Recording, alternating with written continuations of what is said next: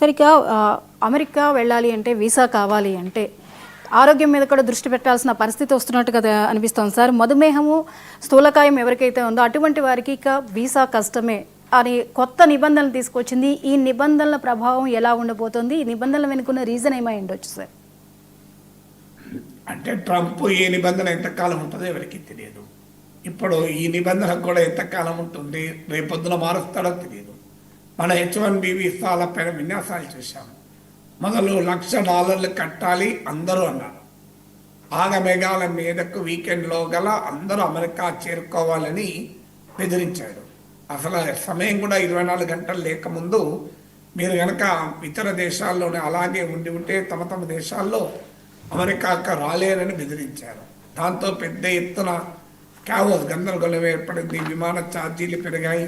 చాలామంది ఉరుకులు పరుగుల మీద అమెరికాకు వెళ్ళారు. తర్వాత మెల్లగా వివరణ ఇవ్వడం మొదలుపెట్టారు. అందరూ అవసరం లేదు, ఎగ్జిస్టింగ్ H1B ఉన్న వాళ్ళకి అవసరం లేదు, కొత్తగా H1B పిటిషన్ చేసినప్పుడు మాత్రమే అవసరము, రెన్యువల్కి అవసరం లేదు అని మళ్ళీ సరిదిచ్చారు. సో ఇలా ట్రంప్ వీసా నిబంధనల్ని ఎప్పుడు ఎన్ని రకాలుగా మారుస్తుందో ఎవరికి తెలియదు. ఇప్పుడు మరి ఊబకాయము లేదా ఒబేసిటీ, డయాబెటిక్స్ పైన ఆ వీసాలు నిరాకరిస్తే అసలు ఎవరికి వీసాలు ఇస్తారు ట్రంప్ అసలు?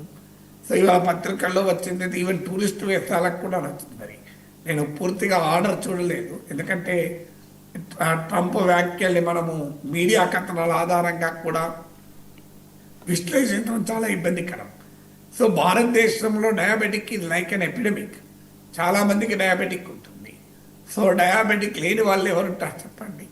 ఇవాళ రేపు ఒక ఏజ్ దాటితే మెజారిటీ డయాబెటిక్ ఉన్న ఆశ్చర్యపడాల్సింది లేదు.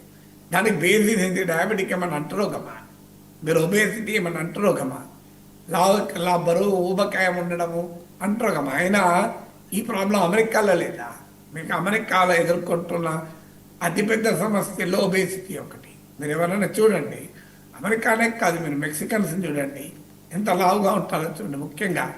సో అమెరికాలో బిగ్గెస్ట్ ప్రాబ్లంలో ఈ ప్రాసెస్డ్ ఫుడ్స్ ఎక్కువగా తిని మీకు షుగర్, సాల్ట్ కంటెంట్ ఉన్న ఫుడ్ ఇంటేక్ పెరిగి అమెరికాలో ఒబేసిటీ బాగా పెరుగుతుంది. వెల్, ఇండియాలో కూడా ఒబేసిటీ ఒక మేజర్ ఇష్యూ కాదని అనడం, అది కూడా పెరుగుతుంది. యంగర్ జనరేషన్లో కూడా పెరుగుతుంది.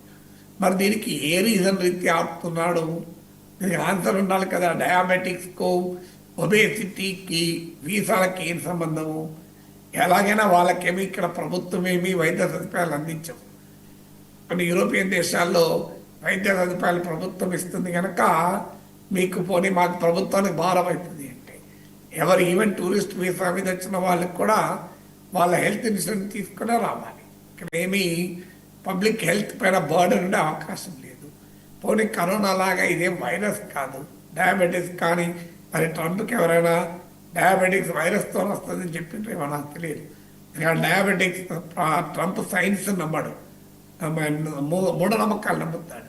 మీకు పారాసిటమాల్ కనుక వేసుకుంటే ఆర్టిజం వస్తుందని చెప్పి సంచలనమైన వ్యాఖ్యలు చేసి అబాస్పాలయ్యాడు కూడా.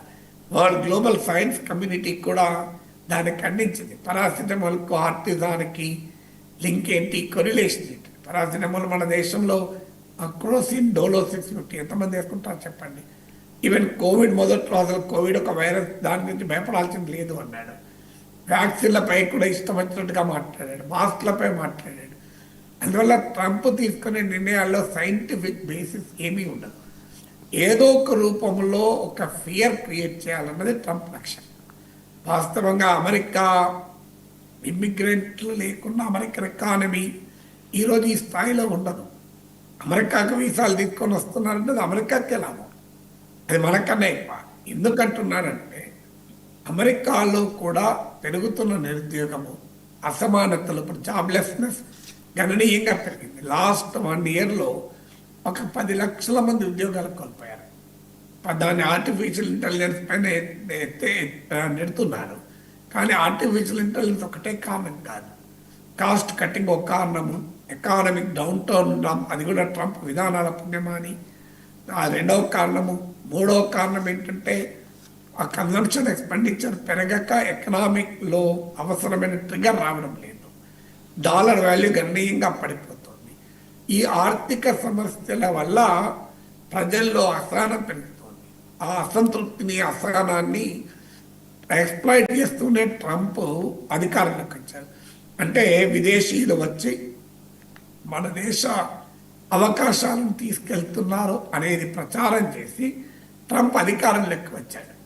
సో అందువల్ల ట్రంప్ ఇప్పుడు ఆ భయాన్ని ప్రజలకు, అంటే మార్కెటింగ్ ఫియర్ అంటారు, అంటే ఫియర్ను సేల్ చేయడం కూడా ఒక sales men of fear. Trump ఒక ఫియర్గా పనిచేస్తున్నాడు. సో మీకు ఆ భయాలను క్రియేట్ చేసి ఒక రకంగా భయపెట్టి ప్రజల్ని తన ఓట్ బేస్ నిలబెట్టుకోవడం అనేది ట్రంప్ ఆలోచన. సో ఆలోచనలో భాగంగా ఇలాంటి వ్యాఖ్యలు చేస్తూ ఉంటారు. అందువల్ల మీకు డయాబెటీస్కు, ఒబేసిటీకి, వీసాలకు ఏంటి లింక్? మీకు ఇలా రకరకాల ఆరోపణలు. ఇది ఒకటే కాదు, సోషల్ మీడియాలో వాళ్ళ పోస్టులను మేము వెరిఫై చేస్తాం. సో సోషల్ మీడియా పోస్టుల ఆధారంగా మేము వీసాలు ఇస్తామని కూడా వీసాలను పరిశీలిస్తామన్నాడు. సో ఎవరికి అందరికీ అమెరికన్ కార్యాలయంలో ఏమైనా డాక్టర్లను పెట్టి టెస్ట్ చేస్తారా? మీకు కావాల్సింది ఏంటి? అమెరికాలో వీసా రావటానికి అక్కడ సెటిల్ అవుతారన్న భయం ఉంటే వీసా ఇవ్వరు. ఇక్కడ రిటర్న్ రావాలి, కనుక ఇల్లీగల్గా అక్కడేమైనా సెటిల్ అవుతారని లేదు. అమెరికన్ సమాజానికి ఏదైనా హాని కలిగిస్తారంటే ఇప్పుడు వైరస్తో ఉన్న వాళ్ళపైన ఆంక్షలు పెడతారు. కోవిడ్ అప్పుడు పెట్టారు. కానీ ఒబేసిటీ వల్ల కానీ, డయాబెటీస్ వల్ల కానీ ఎవరికీ ప్రమాదం లేదు కదా. అందువల్ల ఐ డోంట్ థింక్ ఈ విల్ స్టాండ్ బై ఇట్. అది నిలబడుతుందని కూడా నేను అనుకున్నాను. మరి చూద్దాం ఏ రకంగా ఉంటుందని. కానీ ఉద్దేశం ఏంటి అంటే ఏదో రూపంలో ఒక భయోత్పాతాన్ని సృష్టించాలి, విదేశీయుల పైన తాను చాలా బలంగా ఉన్నాను అని తన ఓటర్లకు చెప్పుకోవడం అనేది ట్రంప్ లక్ష్యం. సరే.